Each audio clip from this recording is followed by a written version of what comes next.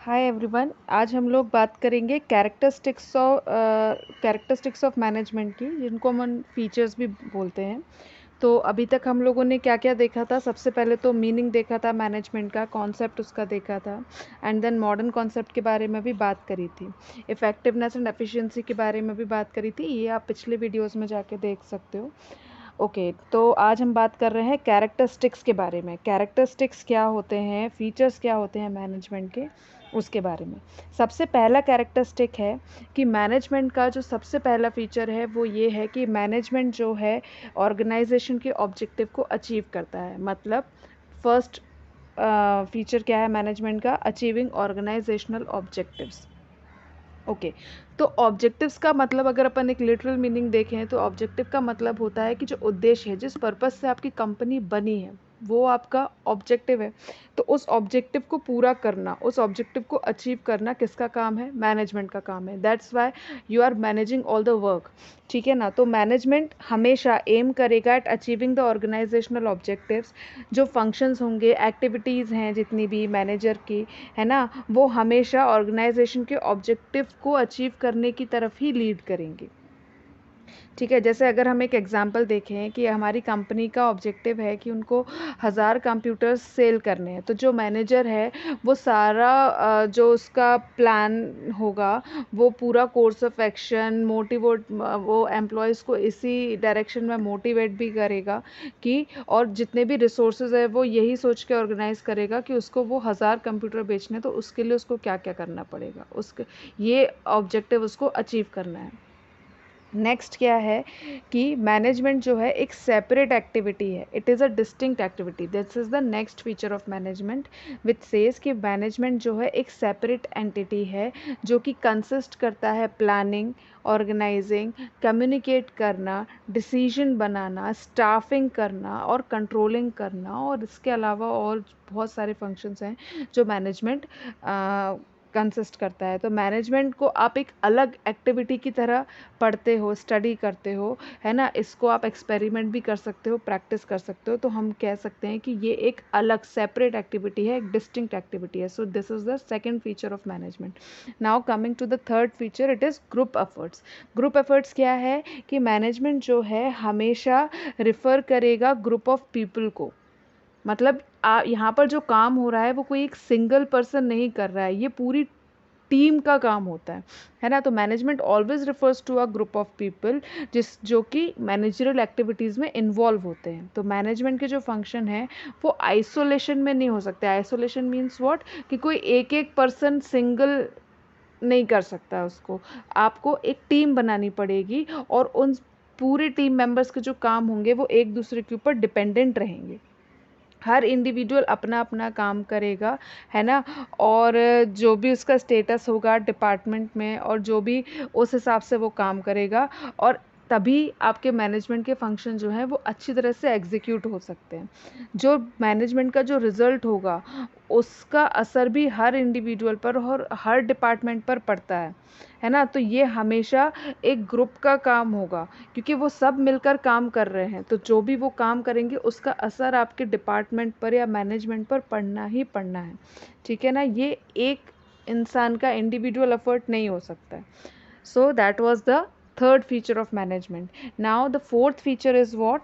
Intangible. तो management जो function है वो आप फिजिकली देख तो सकते नहीं हो, है ना उसको आप टच कर सकते हो। ये एक सिर्फ फील किया जा सकता है। कैसे फील करते हैं? जैसे हम किसी भी जगह पे जा रहे हैं, किसी रेस्टोरेंट में जा रहे हैं या किसी होटल में जा रहे हैं, आप किसी थिएटर में जा रहे हो, किसी मॉल में जा रहे हो, जब हम वहाँ के सिस्टम्स देखते हैं कि हाँ सब कुछ जो अरेंजमेंट्स हैं वो प्रॉपरली डन है, साफ़ सफाई है, आपके बोलने पर सारा काम हो रहा है, मतलब बिल्कुल आपने जैसे ही बोला वैसे ही हो रहा है, तो हम क्या बोलते हैं कि यहाँ पर सब कुछ प्रॉपरली अरेंज्ड है, सब कुछ बहुत मैनेज्ड है ना। तो ये चीज़ क्या है, वो आप फील कर रहे हो।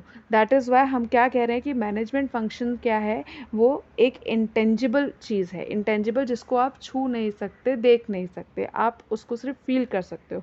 तो जो मैनेजमेंट का जो प्रेजेंस है वो आप फील कर सकते हो by seeing the orderliness and coordination in the working environment and organisation.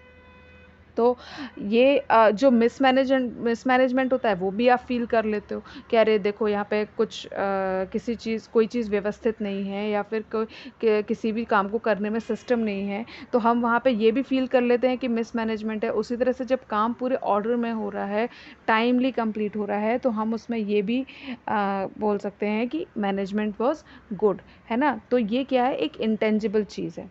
Next feature है हमारा कि मैनेजमेंट जो है बिहेवियर को इन्फ्लुएंस करता है। बिहेवियर को कैसे इन्फ्लुएंस करता है कि देखिए, जो मैनेजर्स होते हैं ऑर्गेनाइजेशन में, वो सारा का सारा काम नहीं करते हैं, है ना। वो लोगों को गाइड करते हैं कि उनको काम कैसे करना है। तो ये लोग क्या करते हैं, सभी एम्प्लॉयज़ के बिहेवियर को इन्फ्लुएंस करेंगे, उनको मोटिवेट करेंगे, उनको ये बताएंगे कि उनका अल्टीमेट गोल क्या है काम करने का, है ना। और इस तरह से मोटिवेट करेंगे कि उनका जो बिहेवियर है वो उस काम को करने की तरफ डाइवर्ट हो। तो हम यहाँ पर क्या कर रहे हैं, उनके उस बिहेवियर को इन्फ्लुएंस कर रहे हैं एक डायरेक्शन में काम करने के लिए। So that is the fifth feature of the management, that is influencing behaviour. Next है हमारा कंपोजिट प्रोसेस। तो कंपोजिट प्रोसेस क्या बोलता है कि जो मैनेजमेंट है वो सीरीज ऑफ फंक्शंस कंसिस्ट करके चलता है। सीरीज मतलब एक के बाद एक, एक के बाद एक, इस तरह से। और ये जो फंक्शंस हैं ये प्रॉपर सीक्वेंस में होने चाहिए। ये जो फंक्शंस हैं वो एक दूसरे के ऊपर इंडिपेंडेंट ऐसे नहीं रहेंगे। These functions are not independent of each other. ये सारे के सारे इंटरडिपेंडेंट हैं सबके ऊपर। मतलब क्या है कि ऐसे ये सारे के सारे फंक्शंस जो हैं वो एक साथ चलेंगे लेकिन इंटरडिपेंडेंट भी रहेंगे। मतलब जैसे हमने बोला कि प्लानिंग, स्टाफिंग, ऑर्गेनाइजिंग, डायरेक्टिंग, ये सारे के सारे फंक्शन है। तो planning, organising, staffing, directing and controlling, ये एक सीक्वेंस है और इसी सीक्वेंस में हमारा काम होना चाहिए। और ये जितने भी फंक्शंस मैंने बोले हैं ये सारे के सारे एक दूसरे के ऊपर इंटरडिपेंडेंट हैं। जो मेन फंक्शंस हैं अपने मैनेजमेंट के, ये यही हैं: planning, organising, staffing, directing and controlling. तो ऑर्गेनाइजिंग आप बिना प्लानिंग के नहीं कर सकते हो। तो हम क्या बोल सकते हैं कि ये जो ऑर्गेनाइजिंग है वो किस पर डिपेंडेंट है, प्लानिंग पर डिपेंडेंट है ना। ये सारे फंक्शंस आप इंडिपेंडेंटली नहीं कर सकते हो क्योंकि ये सभी एक दूसरे से इंटरलिंक्ड हैं। ओके। डायरेक्शन आप स्टाफिंग के बिना नहीं कर सकते हो, एग्जीक्यूट नहीं कर सकते हो। प्लानिंग जो अगर प्लानिंग नहीं होगी तो आप कंट्रोल किस चीज़ को करोगे। तो ये सारे के सारे फंक्शंस जो हैं वो एक दूसरे पर इंटरडिपेंडेंट हैं। इसलिए हम मैनेजमेंट को एक कंपोजिट प्रोसेस बोलते हैं कि ऐसे सभी फंक्शंस अलग अलग हैं लेकिन ये सारे फंक्शंस एक दूसरे के ऊपर डिपेंडेंट है। That's Y management is a composite process. So composite process was the sixth feature of the management. आगे बढ़ते हैं तो कोऑर्डिनेशन फोर्स आता है। कोऑर्डिनेशन फोर्स क्या बोलता है कि मैनेजमेंट फंक्शन जो है हमेशा जो डिपार्टमेंट्स हैं ऑर्गेनाइजेशन में, उनकी जो एक्टिविटीज़ हैं उनमें कोऑर्डिनेट करने के लिए ट्राई करता रहता है। जो भी ऑर्गेनाइजेशन में जो भी एम्प्लॉयज़ काम कर रहे हैं उनके काम में कोऑर्डिनेशन लाने की कोशिश करते रहते हैं। हर एम्प्लॉय जो है उसका अलग अलग बैकग्राउंड है, उनका अपना खुद का स्टाइल ऑफ वर्किंग भी होता है ना। और हर एम्प्लॉय का अपना एक ऑब्जेक्टिव होता है। ऑर्गेनाइजेशन का जैसे एक ऑब्जेक्टिव है, ऐसे हर एम्प्लॉय का ऑब्जेक्टिव है। जो हमारा एम है, जो हमको बनना है, वो हमारा ऑब्जेक्टिव है ना। इसी तरह से हर एम्प्लॉय का अपना अपना ऑब्जेक्टिव होता है। तो मैनेजमेंट फंक्शंस जो होते हैं वो यहाँ पे ट्राई करते हैं कि वो ऑर्गेनाइजेशन के वर्किंग स्टाइल को और ऑब्जेक्टिव को डिफरेंट इंडिविजुअल और उनके वर्किंग स्टाइल से कोऑर्डिनेट करके ऑर्गेनाइजेशन के ऑब्जेक्टिव को अचीव करें। मतलब ऑर्गेनाइजेशन का भी ऑब्जेक्टिव अचीव हो जाए और जो एम्प्लॉयज़ हैं, जो वर्कर्स हैं, उनका भी ऑब्जेक्टिव अचीव हो जाए। तो इस तरह से फंक्शंस को, उनकी एक्टिविटीज़ को हम कोऑर्डिनेट करके, मैनेजर्स जो है कोऑर्डिनेट करके चलते हैं। ओके। तो जैसे इसका हम एक एग्जांपल देख सकते हैं। जैसे कि हमने बोला कि हर एम्प्लॉय का ऑब्जेक्टिव है कि वो ज़्यादा से ज़्यादा अर्न करे, है ना। और हर ऑर्गेनाइजेशन का ऑब्जेक्टिव है कि वो ज़्यादा से ज़्यादा प्रोडक्शन करे। तो मैनेजर जो है कोऑर्डिनेट कर सकते हैं ऑब्जेक्टिव्स को बाय इंस्ट्रक्टिंग द एम्प्लॉयज़ कि वो जितना ज़्यादा प्रोड्यूस करेंगे उतना ज़्यादा वो अर्न करेंगे। तो इसमें क्या हो रहा है कि जो एम्प्लॉयज़ हैं उनका भी ऑब्जेक्टिव पूरा हो रहा है और ऑर्गेनाइजेशन का भी ऑब्जेक्टिव पूरा हो रहा है। ओके।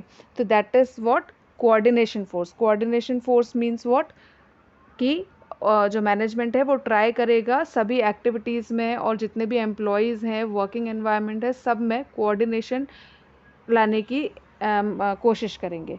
ठीक है, then the next feature of management is working with and through others.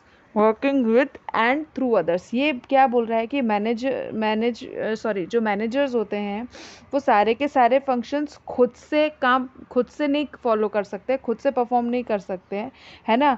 और सारा का सारा काम वो एम्प्लॉयज़ के ऊपर भी नहीं छोड़ सकते हैं। दोनों चीज़ें, ना तो वो अकेले कर पा रहे हैं और ना ही ऐसा होगा कि वो सारा का सारा काम एम्प्लॉयज़ से करा लें। तो वो क्या करते हैं, एम्प्लॉयज़ को गाइड करते हैं, उनको इंस्ट्रक्शन प्रोवाइड करते हैं कि आपको काम करना कैसे है ना। इससे क्या होगा कि एम्प्लॉयज़ जो है साथ में मिलके काम करेंगे और एक दूसरे के थ्रू काम करेंगे। जो मैनेजर्स हैं वो उनके थ्रू काम कर रहे हैं और एम्प्लॉयज़ साथ मिलके काम कर रहे हैं। तो ये जो फीचर क्या कह रहा है कि वर्किंग विद मतलब आपको एम्प्लॉयज़ के साथ और एम्प्लॉयज़ के थ्रू काम करना है। आप सारे काम अकेले नहीं कर सकते और सारे काम एम्प्लॉयज़ से भी नहीं करा सकते। तो एम्प्लॉयज़ के साथ मिलकर और उनके थ्रू काम करना है। That was the 8th feature of the management. Now, 9th feature of management is balancing effectiveness and efficiency. तो हमने लास्ट वाले लेक्चर में देखा कि इफ़ेक्टिवनेस इज़ व्हाट, कि आप अपना प्रोडक्शन ऑन टाइम कंप्लीट कर रहे हो, आप अपना टारगेट ऑन टाइम अचीव कर रहे हो। एंड एफिशिएंसी इज़ व्हाट, कि आप अपना प्रोडक्शन मतलब विदाउट वेस्टेज ऑफ रिसोर्सेज, कम से कम कीमत पे आप अपना प्रोडक्शन अचीव कर रहे हो। जितना आपको प्रोडक्शन करना है उसमें उसको आपने कम से कम कॉस्ट पे अचीव किया है। सो अगर आप ये काम करते हो तो इन दोनों के बीच में इफ़ेक्टिवनेस और एफिशिएंसी के बीच में बैलेंस बनाना है आपको। कैसे कि आपको एक तो प्रोडक्शन टाइम पर भी करना है और दूसरा कम से कम कॉस्ट में भी करना है। तो इन दोनों के बीच में बैलेंस बनाने का काम किसका, मैनेजमेंट का। देखते हैं क्या बोल रहे हैं। Effectiveness means achieving targets and objective on time. ये हमने देखा, ठीक है ना, कि आपको टारगेट अचीव करना है और ये टारगेट आपको टाइम पर अचीव करना है। और एक बार अगर नहीं तो टाइम निकल गया तो टारगेट उस समय अचीव करने का क्या फ़ायदा है। टारगेट जो है आपको अचीव करना है and that too on time achieve करना है। और एफिशिएंसी का मतलब क्या होता है कि ऑप्टिमम या फिर बेस्ट यूटिलाइजेशन ऑफ रिसोर्सेज, मतलब कम से कम कॉस्ट में रिसोर्सेज को वेस्ट किए बिना आपको प्रोडक्शन करना है। तो मैनेजमेंट हमेशा ये ट्राई करेगा कि दोनों के बीच में एक बैलेंस बना रहे, ताकि आपका काम जो है वो पूरी तरह से हो जाए, है ना। अकेला अगर इफ़ेक्टिवनेस रहेगा, एफिशिएंसी नहीं रहेगी, तो भी ऑर्गेनाइजेशन के लिए काफ़ी नहीं है ना। इसलिए दोनों के बीच में बैलेंस होना चाहिए कि आपका काम टाइम पर भी कंप्लीट हो और कम से कम कॉस्ट लगकर भी कंप्लीट हो। ठीक है, नेक्स्ट हमारा फीचर है डायनामिक डिसिप्लिन। डायनामिक डिसिप्लिन का मतलब क्या होता है, जो ईजिली आप जिसको चेंज कर सकते हो। तो क्या बोल रहे हैं, management is a dynamic and growth oriented function. Management studies theories and principle, है ना, are properly organised and these are revised and change from time to time. ये सारे के सारे पॉलिसीज़ हैं, प्रिंसिपल हैं। अब जैसे जैसे टाइम चेंज होता है तो ये पॉलिसीज़ चेंज होती जाती हैं, है ना, विद लेटेस्ट टेक्नोलॉजीज़ और डिसिप्लिन से मैच करने के लिए। तो मैनेजमेंट जो है वेरी लाइव होता है और प्रोग्रेसिव फंक्शन होता है ना। साथ साथ में आपका मैनेजमेंट का जो सिस्टम है वो भी चेंज करना ज़रूरी है, नहीं तो आगे और भी ऑर्गेनाइजेशंस हैं जो कि कंपटीशन में हैं। आपको चेंज होना ही पड़ेगा जैसे जैसे एनवायरनमेंट चेंज होता है। नेक्स्ट है management is multi dimensional. Multi dimensional मतलब उसके डायमेंशंस बहुत सारे होते हैं। ओके, तो मल्टी डायमेंशनल्स कैसे बोल रहे हैं, मैनेजमेंट का मतलब एक सिंगल एक्टिविटी नहीं है, ये 3 मेन एक्टिविटी इंक्लूड करती है। सबसे पहली एक्टिविटी होती है management of work. Management of work क्या बोलता है कि जितनी भी ऑर्गेनाइजेशन है वो कुछ ना कुछ टास्क या गोल परफॉर्म करने के लिए रहती हैं। तो मैनेजमेंट की जो एक्टिविटीज़ हैं वो उन गोल्स को या टास्क को अचीव करने के लिए रहती हैं कि वो उनको अकम्प्लिश करना है। द टास्क और work depends upon the nature of business. किस तरह का टास्क है, किस तरह का काम है, वो किस पर डिपेंड करेगा कि आपके बिजनेस का नेचर क्या है। ओके, तो work to be accomplish in a school is providing education. अगर आप एजुकेशन उनको प्रोवाइड करते हो तो वो आपका काम है, एजुकेशन प्रोवाइड करना काम है। तो इस काम को आप कैसे मैनेज करोगे, that is what management of work. कि टीचर्स आपके पास सारे के सारे हैं कि नहीं है, टीचर्स को आप और टीचर्स ढंग से पढ़ा रहे हैं कि नहीं पढ़ा रहे हैं, कोर्स टाइम पे कंप्लीट हो रहा है कि नहीं हो रहा है ना, और सिलेबस किस तरह का चल रहा है। तो ये सब क्या है, मैनेजमेंट ऑफ वर्क है। स्टूडेंट्स ठीक से पढ़ रहे हैं या नहीं पढ़ रहे हैं, एग्ज़ाम ठीक से कंडक्ट हो रहे हैं कि नहीं हो रहे हैं। तो ये सब क्या है, ये वर्क का मैनेजमेंट है। आप किस तरह से अपने काम को मैनेज कर रहे हो, that is what management of work. ठीक है, देन हम बात कर रहे हैं मैनेजमेंट ऑफ पीपल, मतलब अब ये जो टीचर्स पढ़ा रहे हैं आपको इनको मैनेज करना है, इनकी सैलरी टाइम पर मिल रही है कि नहीं मिल रही, इनको स्कूल में किसी तरह की प्रॉब्लम तो नहीं है, इनका आने जाने का साधन कैसा है ना, और सबके पास में इक्वल टाइम दिया हुआ है पढ़ाने के लिए, ओके, और किसी तरह का तकलीफ़ तो नहीं है स्कूल में। तो पीपल मतलब कौन हो गए, ह्यूमन रिसोर्स। ह्यूमन रिसोर्स यहाँ पर अपने टीचर्स हैं। तो ह्यूमन रिसोर्स जो है मोस्ट इंपॉर्टेंट एसेट्स होंगे ऑर्गेनाइजेशन के। अगर टीचर ना हो तो स्कूल क्या करेगा, ओके ना। तो यहाँ पर जो ह्यूमन रिसोर्स है वो सबसे इंपॉर्टेंट एसेट्स है ऑर्गेनाइजेशन के, और organisation can win over competitor अगर उनके एम्प्लॉयज़ क्या होते हैं, एफिशिएंट होते हैं, एम्प्लॉयज़ अगर उनके अच्छे हैं। अगर किसी स्कूल के टीचर्स अच्छे हैं तो टीचर्स अच्छे होते हैं तो स्कूल के बच्चे अपने आप अच्छे निकलते हैं, और अगर बच्चे अच्छे निकलते हैं तो उससे स्कूल का नाम होता है, ठीक है ना। तो ज़रूरी क्या है कि अगर आपके ह्यूमन रिसोर्स अच्छे हैं तो ऑर्गेनाइजेशन जो है बहुत सारे कॉम्पिटिटर्स से ऊपर जा सकता है। क्यों? क्योंकि उनके पास में एक एफिशिएंट एम्प्लॉयज़ हैं। तो मैनेजमेंट जो है अपना काम अपने पीपल्स के थ्रू पूरा करता है, पीपल्स मतलब एचआर के थ्रू पूरा करता है।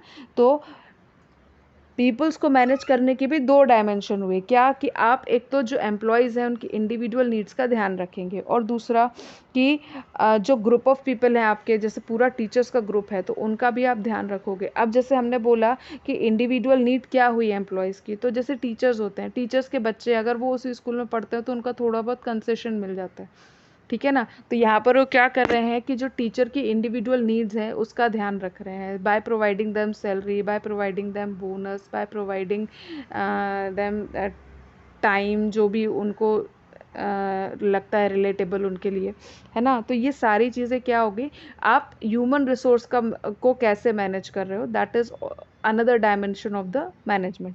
नेक्स्ट डायमेंशन क्या है मैनेजमेंट का, मैनेजमेंट ऑफ ऑपरेशंस। अब हमने पहले पढ़ा मैनेजमेंट ऑफ वर्क, मतलब पढ़ाना आपका काम है तो आप वर्क को मैनेज कर रहे हो। और मैनेजमेंट ऑफ ऑपरेशन क्या है, ये प्रोडक्शन साइकिल जो वाली चीज़ें रहती है ना वहाँ पर ये जाएगा।